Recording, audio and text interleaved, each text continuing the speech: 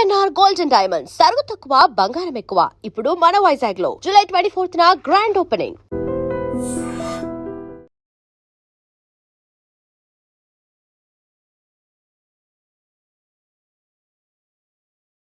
నమస్తే, welcome to I dream. పశ్చిమాసియాలో ఉద్రిక్తతలు కొనసాగుతున్నాయి.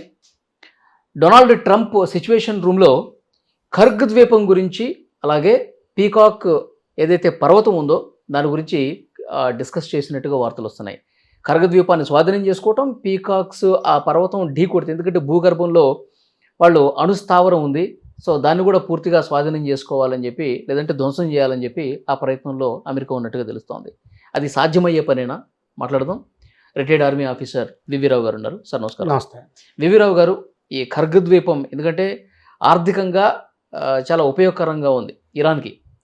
తను నిలదొక్కుకోవటానికి, చమురుని ఎగుమతి చేసుకోవటానికి ఆ ఖర్గ్ ద్వీపమే ఆయువుపట్టు ఇరాన్కి. సో అలాంటి ఖర్గ్ ద్వీపాన్ని స్వాధీనం చేసుకునేటువంటి సిచ్యువేషన్ ఉందా అమెరికాకి? 100% ఉందండి. అందుకనే 31 మెరీన్ ఎక్స్పెడిషనరీ ఫోర్స్ అన్నది యాంఫీబియస్ షిప్స్ అంటారండి. యాంఫీబియస్ షిప్స్ అంటే పడవ కింద ఫ్లాట్గా ఉంటుంది. అంటే ఏంటంటే బీచ్కి అయిపోతుంది, అంటే బీచ్కి చేరుకుంటుంది పడవ. దానికి జెట్టి అవసరం లేదు. అందులోంచి ట్యాంక్స్, వెహికల్స్ బయటికి తీసుకొచ్చేయచ్చు. అంటే మీకు లాంచ్లో పెద్ద లాంచ్ లాగా అయిపోతుంది. లాంచ్ ఎలాగ ఫ్లాట్గా ఉంటుందో కింద, గోవాలో వీటిలో చూసే ఉంటారు, గోదావరిలోను అలాగే ఫ్లాట్గా ఉంటుందండి. వీటిని యాంఫీబియస్ షిప్స్ అంటారు. వాళ్ళకున్న ఇసుక మీదకి వచ్చేస్తుంది. ఇసుక మీదకి వచ్చేస్తుందండి. ఒకవేళ ఇసుక మీద రాకపోయినా కానీ 1 మీటర్ లోతుకి వచ్చేస్తుంది. అంటే మనిషి మోకాలు లోతుకి తక్కువలోకి వచ్చేస్తుంది. అంటే హై టైడ్ వచ్చినా కానీ, అంటే దానికి ఆపరేషన్స్ ప్లానింగ్లో ఉంటుంది, హై టైడ్, లో టైడ్ అదంతా. ఒకవేళ సడన్గా హై టైడ్ వచ్చేసి టైం లేట్ అయిపోయి ఇదంతా వచ్చినా కానీ మనుషులు కూడా అందులోంచి దిగి బయటకు వచ్చేయచ్చు. ఓకే. ట్రక్స్ ఇవన్నీ కూడా తీసుకొస్తారండి. మనకు కూడా కాకినాడ దగ్గర ఒక ద్వీపం ఉంది. ఆ ద్వీపం మీద మనం రిహార్సల్ చేస్తూనే ఉంటాం. అండమాన్ నికోబార్ దీవుల కింద లెక్కపెట్టి మన వైజాగ్ నుంచి వచ్చి షిప్స్ అక్కడ యాంఫీబియస్ షిప్స్ ప్రాక్టీస్ చేస్తూనే ఉంటాయి. కాకపోతే మన యాంఫీబియస్ షిప్స్ ఏంటంటే చాలా చిన్న చిన్నవి. అమెరికా దగ్గర ఉన్నది ఏంటంటే న్యూక్లియర్ పవర్డ్ యాంఫీబియస్ షిప్. మొత్తం దాని మీద విమానాలే వెళ్ళిపోతాయి, ల్యాండ్ అయిపోతాయి, చిన్న విమానాలు. అంటే ఎయిర్ క్రాఫ్ట్ క్యారియర్ లాగా అంత సైజు కాదు, కానీ దాదాపు క్యారియర్ స్ట్రెంత్ ఉంది. అంటే 4000 మంది, 5000 మంది ఒకేసారి దింపగలదు అది. సో ఖర్గ్ ఐలాండ్ ఒక ఊపులో అయిపోతుందండి, దానికి ఏం పర్వాలేదు. దీంతో పాటుగా 32 మెరీన్ ఎక్స్పెడిషనరీ ఫోర్స్ కూడా తీసుకొచ్చారు మెయిన్ ల్యాండ్ నుంచి. అంటే 2 మెరీన్ ఎక్స్పెడిషనరీ ఫోర్స్ ఉన్నాయి. ఒకటి ఫెయిల్ అయినా ఇంకోటి తీసుకుంటుంది. ఓకే. మరి అంత ఈజీ అయినప్పుడు, ఇప్పుడు ఇంత భీకర యుద్ధం జరిగినప్పుడు గత 2 నెలలు ఎందుకు చేయలేకపోయారు మరి ఖర్గ్ ద్వీపాన్ని? తీసుకున్న ముందర ఇది ఎవరు కట్టారండి? ఇది కట్టింది ఎవరు? అమెరికా వాళ్ళు కట్టారు. అక్కడున్న పైప్ లైన్స్, జెట్టీసు, తర్వాత ఆయిల్ స్టోరేజ్ ఏంటంటే మొత్తం ఇరాన్ ఎక్స్పోర్ట్స్లో 80% అక్కడి నుంచి ఖర్గ్ ఐలాండ్ నుంచి అవుతుంది. దాన్ని వీలుగా అలా కట్టారు. 8 జట్టీలు, నాకు ఎగ్జాక్ట్ నెంబర్ గుర్తులేదు కానీ 6 to 8 జట్టీస్ ఉన్నాయండి, మేజర్ జట్టీస్. అంటే దాన్ని అక్కడ ఓన్లీ పని ఎక్స్పోర్ట్కి పెట్టారు. అది చిన్న ఐలాండ్, అది పెద్ద పాపులేషన్ ఏమి ఉండదు. మొత్తం అంతా ఈ ఎక్స్పోర్ట్ టు ఇంపోర్ట్లో దిగి ఉన్న వాళ్ళు ఎక్స్పోర్ట్లోనే, ఇంపోర్ట్స్ ఏమి లేవు అక్కడ. చమురుని బయటకు తరలించడం అంతే, పైప్ లైన్స్ ద్వారా. దాన్ని తీసుకోవడం పెద్ద కష్టమేం కాదు. ఇంకా ఈ ఐలాండ్స్ అంటారా, మెయిన్ ల్యాండ్ మీద ఎక్కడైతే హార్ముజ్ జలసంధి పక్కన ఒక ఐలాండ్ ఉందో అక్కడ అందులో ఏంటంటే న్యాచురల్ సాల్ట్ దొరికేది, రాక్ సాల్ట్. మనం దాన్ని ఏమంటారు, సైంధవ లవణం అంటాం. ఈ మధ్యన రాక్ సాల్ట్ చాలా పాపులర్ కూడా అయిపోతుంది హైదరాబాద్లో. ఆ లవణం తవ్వి తవ్వి తవ్వి లోపల గుహలు అయిపోయాయి. ఆ గుహల్లో డ్రోన్స్ దాచారు వీళ్ళు. అటువంటి గుహల్లోనే న్యూక్లియర్ వెపన్స్ లేవనుకోండి, మిసైల్స్ చాలా వరకు దాచారు.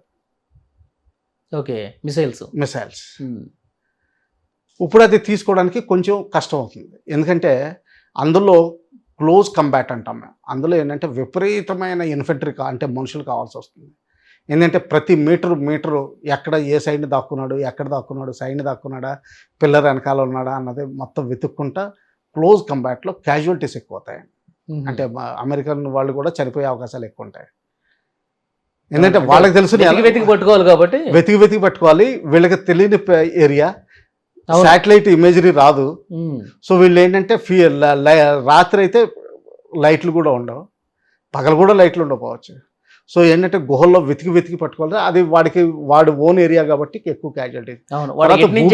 బయటకు వస్తాం అనేది వాడికి తెలుసు. తర్వాత ఏంటంటే బూబీ ట్రాప్ చేస్తారండి, అంటే బాంబులు పెట్టి బిగిచ్చేస్తారు. అంటే ఇది నక్సలైట్లు కూడా చేసేవాళ్ళు కదా, మందు పాత్రలు పేర్చారంటారు, అటువంటివి చేస్తారు అందులో. సో విపరీతమైన క్యాజువాలిటీస్ అయ్యే అవకాశాలు ఉంటాయి, కానీ తీసుకోవచ్చు. నెక్స్ట్ దాని వెనకాల ఉన్న మెయిన్ ల్యాండ్ ఏదైతే ఉందో, వాళ్ళ నేవీ ఎక్కడ, ఇరాన్ ఐఆర్జీసీ నేవీ అయితే ఎక్కడ ఉందో అక్కడ కొండలు ఉన్నాయి. మీరు అంటున్న పీకాక్ హిల్ అన్నది ఆ కొండల్లో ఒక భాగం. ఇప్పుడు అది పర్వత శ్రేణి, వాళ్ళ నేవల్ హెడ్ క్వార్టర్స్ దాని వెనకాల ఉంది. లాస్ట్ టైం ఒక నేవల్ కమాండర్ని ఫిబ్రవరిలోనో మార్చిలో చంపారు వాళ్ళ ఇన్ఛార్జ్. సో ఆ పీకాక్ పర్వతం భూగర్భంలో చాలా కిందన ఈ అణు బాంబులు ఉన్నాయి. అవునండి, ఇప్పుడు 200 అడుగులు అంటారు డీప్ పెనిట్రేషన్ బాంబు. అమెరికాకి ఉన్న కెపాసిటీ ప్రపంచంలో వాళ్ళకే ఉంది, అంత డీప్ పెనిట్రేషన్ బాంబు. ఇప్పుడు మన ఇండియా కూడా దానికి ధీటుగా తయారు చేయాలని చూస్తుంది. కాకపోతే మన ఇండియా వాళ్ళు ఏంటంటే డబల్ బాంబ్స్ పెట్టడం, డబల్ డీప్ పెనిట్రేషన్ చేయడానికి వాడుతున్నారు. అమెరికా వాళ్ళు ఎప్పుడు కూడా వాళ్ళు కూడా 3 జనరేషన్స్ వాడతారు. అంటే ఓ బాంబు ముందరికి వెళ్తుంది, అది పేలుతుంది, ఏరియా అవుతుంది. సెకండ్ బాంబుల్లో ఇంకా లోపలికి వెళ్ళి అది పేలుతుంది, దాని తర్వాత మూడోది పేలుతుంది. ఇంకా ఇప్పుడు 200 అడుగులు కిందకి వెళ్ళారు అనుకోండి, ఇంకా అది ఫెయిల్ అయిపోతుంది.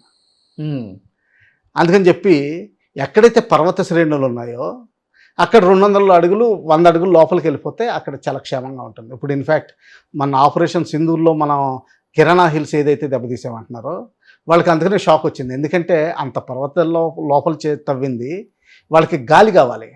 ఆ ఎయిర్ డక్ట్స్ ఏవైతే ఉన్నాయో అవి ఇండికేషన్ ఇచ్చేస్తున్నాయి, ఎక్కడో దగ్గర ఇండికేషన్ వస్తుంది ఇది ఉందని.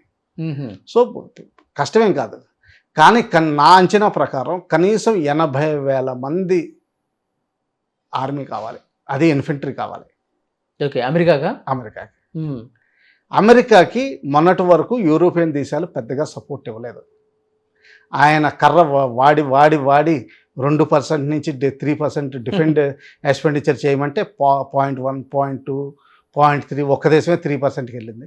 మిగతా వాళ్ళంతా కొద్దిగా ముందరకు కదులుతున్నారు. వాళ్ళు ఇప్పుడు ఇన్వాల్వ్ అవుతారు.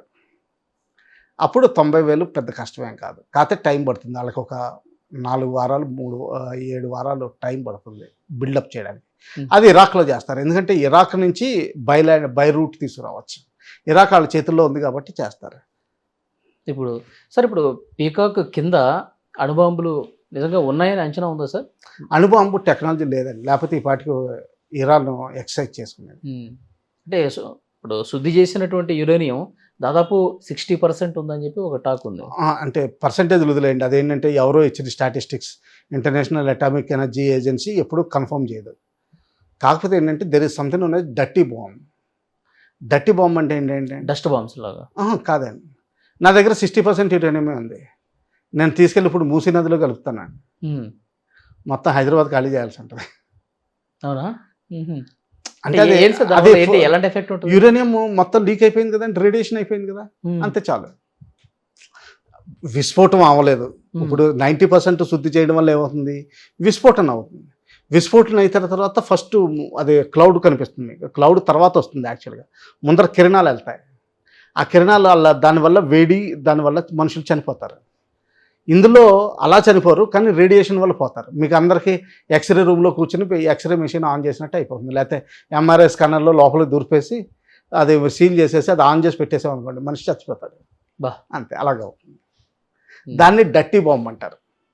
ఎప్పుడైతే యుఎస్ఎస్ఆర్ 1991లో విధ్వంసం అయ్యి యూక్రెయిన్ ఇటువంటి దేశాలు తయారైనయో, చెచెన్యా ఇవన్నీ, ఈ కజకిస్తాన్, కిర్గిస్తాన్ ఇవన్నీ, ఉజ్బెకిస్తాన్ ఇవన్నీ తయారైనయో, అప్పుడు కొన్ని బాంబులు లెక్కలోకి తిరిగి రాలేదండి, ఎస్పెషల్లీ టాక్టికల్ న్యూక్లియర్ వెపన్స్. ఒకప్పుడు ఒక రూమర్ ఉండేది ఇవన్నీ ఆల్ఖైదా ప్రయత్నిస్తుందని, ఇంకా ఎవరు కంట్రోల్లోనే ఉన్నాయి. అది పొరపాటున ఎవరి చేతుల్లో అయినా పడితే వాళ్ళు వాడచ్చు. సెకండ్ థింగ్, ఈ డర్టీ అన్నది ఏంటంటే ఏది లేకపోతే ఏ రేడియం అని తీసుకోండి. ఇప్పుడు మీరు cesium-48 అంటే మెడికల్ పర్పస్కి చాలా వాటికి వాడతారు. అది మీకు నేను అనుకోవడం ఈ ఈసోఫాగస్ అంటే ఈ విండ్ పైప్ ఇవన్నీ దానిలో చేరడానికి బ్లూ కలర్ అది ఉంటుంది, అది కూడా మీకు రేడియో యాక్టివే. అదంతా అన్ని చోట్ల వదిలేయండి. ఒకసారి మీకు న్యూస్లో వస్తుంది అది ఎక్కడో ఒక హాస్పిటల్లో పోయింది, దాని గురించి అంతా వెతుకుతున్నారని. అటువంటిది చేయొచ్చు. అలాగే మీకు ఈ ఫుడ్ ప్యాకెట్స్ ఉన్నాయి కదండి, వీటిని అన్ని స్టెరిలైజ్ చేయడానికి ఇరాడియం స్టెరిలైజేషన్ వాడతారు. అది కూడా మీకు రేడియో యాక్టివే. రేడియో యాక్టివ్ పదార్థాన్ని ఏదైనా సరే మీరు లీక్ చేసి వదిలేశారంటే అది రేడియో యాక్టివ్ అయిపోతుంది ఆ ఏరియా. చెర్నోబిల్ అన్నది ప్రాంతంలో ఏమైందంటే అటువంటి రేడియేషన్ లీక్ అయింది. మీకు విస్ఫోటన అవ్వలేదు, కాంతి రాలేదు, మష్రూమ్ క్రౌడ్ రాలేదు, సౌండ్ కూడా వినిపించలేదు. రేడియేషన్ లీక్ అయిపోయింది హెవీ వాటర్ ద్వారా. సో దానివల్ల ఇప్పుడు కూడా చెర్నోబిల్ ఖాళీ అయిపోయింది. ఓకే. అందుకనే నిజంగా భవిష్యత్తు చాలా ప్రమాదకరంగా కనిపిస్తుంది సార్ నిజంగా ఈ అనుభవం వల్ల. అంటే ఏంటంటే మెచ్యూరిటీ ఉంటే పర్వాలేదండి రాజకీయ నాయకుల్లో. మధ్యలో ఒక ఎవడైనా సరే ట్రంప్ తప్పట్టడానికి లేదండి. ఆయనకి రెండు వీక్నెస్లు. ఒకటేంటంటే ఒబామా మీద ఆయనకి చాలా కోపం, ఆయనకి పీస్ ప్రైజ్ ఉంటే నాకెందుకు లేదు అసూయ. రెండోది ఏంటంటే బిజినెస్ ఇంట్రెస్ట్లు ఎక్కువ. మూడోది ఏంటంటే సొంతాన్ని చేసినట్టు చెప్పుకుంటాడు. ఇవన్నీ యాక్చువల్గా ఏంటంటే ఆయన సొంతాన్ని చేయట్లేదు. అన్ని థింక్ ట్యాంక్స్లో ఎప్పటి నుంచో ప్లాన్స్ ఉన్నాయండి ఇవన్నీ. ఆయన సొంతాన్ని చేసింది ఏది లేదు. అయితే నేను గొప్ప అని చెప్పి చూపించుకునే అదే ఆ ప్రయత్నంలో ఆయన దెబ్బతింటున్నాడు అంతే, అన్ని నేను చేశాను. ఓకే.